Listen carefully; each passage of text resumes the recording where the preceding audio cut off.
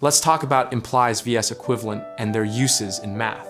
So A implies B means if A is true, then B is true. If A is true, then B has to be true. But if B is true, then it doesn't mean A has to be true. For example, if someone steals something, that implies they are a criminal. But if someone is a criminal, that doesn't mean they stole something.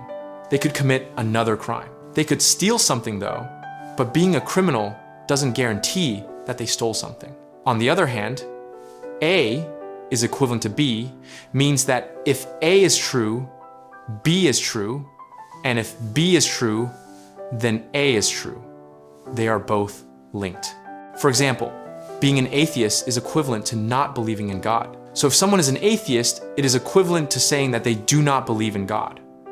Or if someone doesn't believe in God, it is equivalent to saying that they are an atheist. We use both in math. For example, if A equals 5, it implies that A, 3 equals 2. If the first part is true, we know that the second part is true for sure. For equivalence, we can say that an empty set is equivalent to a set having exactly 0 elements, the same statement in different words.